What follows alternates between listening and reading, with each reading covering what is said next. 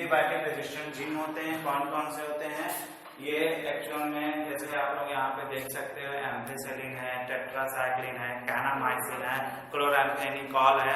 तो ये सभी जो है एंटीबायोटिक रेजिस्टेंट जीन है। और कुछ जो है एंजाइम प्रोड्यूसिंग जीन होंगे। जब आप लाइकोप्रान पढ़े होंगे तो लाइकोप्रान में एंजाइम प्रोड्यूसिंग जीन होते हैं, जैसे बीटा गैलेक्टोसाइडेज जो एंजाइम प्रोड्यूसिंग जीन होते हैं वो लाइकोप्रान में आप लोगों ने स्टडी किया होगा। ये एंजाइम प्रोड्यूसिंग जीन हो सकते हैं या जो है एंटीबायोटिक रेजिस्टेंट जीन। नेक्स्ट है क्लोनिंग साइट। तो क्लोनिंग साइट क्या होती है? क्लोनिंग साइट वो साइट होती है जहां पे फॉरेन डीएनए को लाइगेट करते हैं, फॉरेन डीएनए को ज्वाइन करते हैं। ठीक, अगर आप यहाँ पे पीवीआर 322 में देखो तो फॉरेन डीएनए को आप कहाँ पे लाइगेट कर सकते हो? आप BAM-H1 पे लाइगेट कर सकते हो, SAR1 पे लाइगेट कर सकते हो, PBU सेकेंड पे, PST first, PU first, EcoR first, CLA first और HIND थर्ड पे। लेकिन जो रेस्ट्रिक्शन साइट होती है, अगर हम लोग देखें तो रेस्ट्रिक्शन साइट जो होती है ना, ये पर्टिकुलर एंजाइम्स के लिए ही होती है। एक क्लोनिंग वेक्टर में फ्यू या सिंगल रेस्ट्रिक्शन साइट होती है, more than one restriction site नहीं होती है। एनसीईआरटी आपको क्या बताती है? They are not more than one restriction site for a particular enzyme. किसी एंजाइम्स के लिए इसका मतलब क्या है कि अगर आप लोग यहाँ पे BAM-H1 एंजाइम लगा रहे हो तो BAM-H1 एंजाइम ये एक ही रेस्ट्रिक्शन साइट है जहां पे आप क्या लगा सकते हो? BAM-H1 एंजाइम लगा सकते हो। ठीक है ना? तो BAM-H1 एंजाइम जो लगाओगे तो वो केवल इतने ही पोर्शन वाले डीएनए को कट करेगा। ऐसा नहीं है कि BAM-H1 आप लगा दोगे तो ये PBU फर्स्ट वाले पार्ट को भी कट कर देगा। इसीलिए बताया जाता है PBR 322 या क्लोनिंग वेक्टर जितने भी हम लोगों ने पढ़ने हैं तो क्लोनिंग वेक्टर में क्या होती है? क्लोनिंग साइट्स फ्यू होंगी या सिंगल क्लोनिंग साइट होंगी किसी पर्टिकुलर एंजाइम्स के लिए, not there are more than one restriction site. अच्छा, क्यों नहीं एक से ज्यादा रेस्ट्रिक्शन साइट हो जाती है? क्या रीजन है कि एक से ज्यादा रेस्ट्रिक्शन साइट क्यों नहीं हो जाती है? अगर एक से ज्यादा रेस्ट्रिक्शन साइट हो जाएंगे तो कॉम्प्लिकेशन आ जाएगा। तब जो उनमें रिप्लिकेशन होता है या जो नया फॉर्म बन रहा है उसमें नई सेल बन रही है तो उनमें कॉम्प्लिकेशन आ जाएगा और इसीलिए एक से अधिक रेस्ट्रिक्शन साइट नहीं होती। चलिए, कितना देर का हुआ? और ये क्या होता है?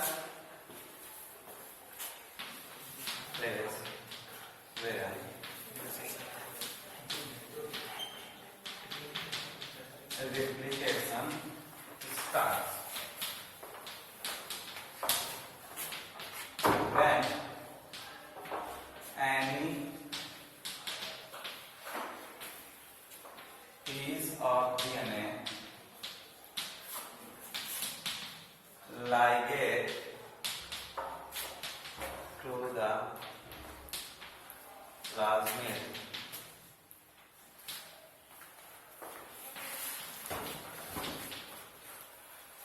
replication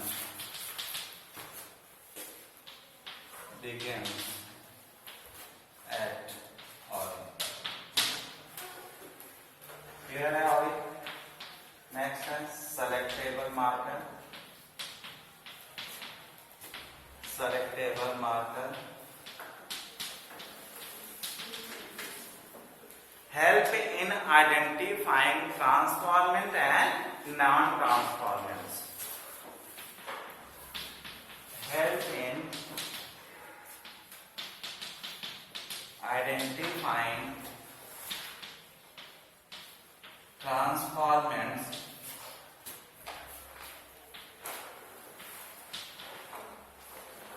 and non-transformants. क्लियर है? सेलेक्टेबल मार्कर क्या होते हैं? ट्रांसफॉर्मेंट और नॉन ट्रांसफॉर्मेंट्स को आइडेंटिफाई करने में हेल्प करते हैं। ये क्या हो सकते हैं? ये एंटीबायोटिक रेजिस्टेंट जीन हो सकते हैं, antibiotic resistance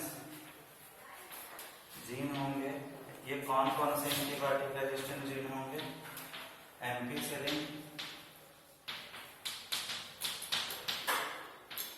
ampicillin, tetracycline, kanamycin,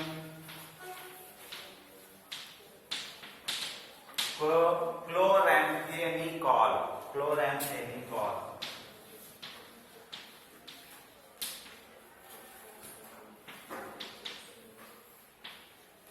chloramphenicol, ठीक है। Ampicillin, tetracycline, kanamycin, chloramphenicol. Enzyme producing genes भी हो सकते हैं, एंजाइम प्रोड्यूसिंग जीन, जैसे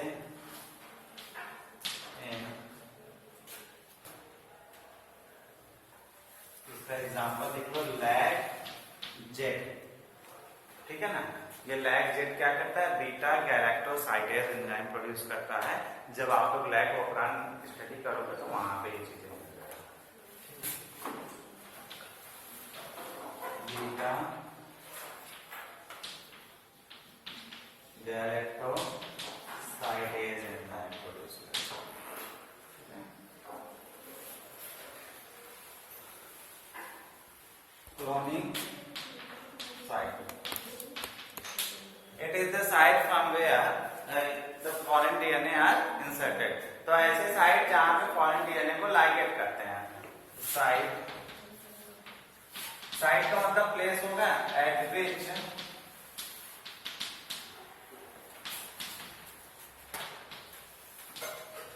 फॉरेन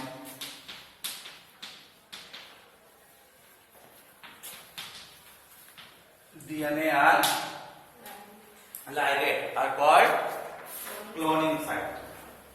अब क्लोनिंग साइट अगर हम लोग यहाँ पे देख सकते हैं PBR 322 में, तो कितनी ऑरी है। सबसे पहले तो ऑरी आप लोग देखोगे तो ऑरी कितना है, 1 है। सेलेक्टेबल मार्कर कितने हैं यहाँ पे, सेलेक्टेबल मार्कर 2 है। कौन कौन से हैं, एक एम्पिसिलिन रेजिस्टेंट जीन है, दूसरा टेट्रासाइक्लिन रेजिस्टेंट जीन है। तो सेलेक्टेबल मार्कर हो गए 2।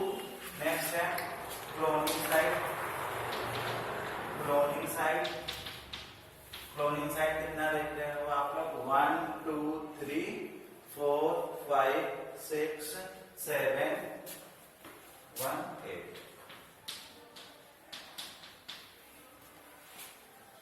ठीक है, तो हम लोग क्या बता सकते हैं, क्लोनिंग साइट क्या होती है। There are 1 or few cloning site in are plasmid, ठीक है, for a specific enzyme. There are 1 or few cloning site in a plasmid for specific enzyme. और क्या होगा अगर एक से अधिक रेस्ट्रिक्शन साइट्स हो जाएंगे, एक से अधिक क्लोनिंग साइट हो जाएंगे, तो कॉम्प्लिकेशन आ जाता है। क्लियर, चलो नोट डाउन करो।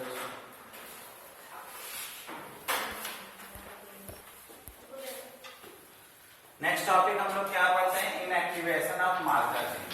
इनएक्टिवेशन ऑफ मार्कर जीन, ठीक है। तो inactivation of marker gene, marker gene कौन कौन से हैं, एम्पिसिलिन और टेट्रासाइक्लिन, जो कि हम लोग PBR 322 में पढ़ रहे हैं। ठीक है, तो कैसे इनएक्टिवेट करेंगे, इनएक्टिवेट करने के लिए आपको करना क्या है, करना यह है कि जो PBR 322 है, इसके किसी भी साइट पे, चाहे हम लोग टेट्रासाइक्लिन साइट पे, चाहे एम्पिसिलिन साइट पे। अब देखिए हम लोग मान लेते हैं कि चलो टेट्रासाइक्लिन वाली साइट पे हमने क्या किया, फॉरेन डीएनए को लाइगेट कर दिया। हमने फॉरेन डीएनए को कहाँ पे लाइगेट कर दिया, टेट्रासाइक्लिन वाली साइट पे लाइगेट कर दिया। ये हमने क्या किया है, यहाँ पे फॉरेन डीएनए को लाइगेट कर दिया है। तो इसके पास एम्पिसिलिन रेजिस्टेंट जीन तो है इस प्लाज्मिड के पास, लेकिन टेट्रासाइक्लिन रेजिस्टेंट जीन खत्म हो गया है। क्यों? क्योंकि हमने उस वाली जगह पे तो फॉरेन डीएनए को लगा दिया, इस वाली जगह पे हमने क्या लगा दिया?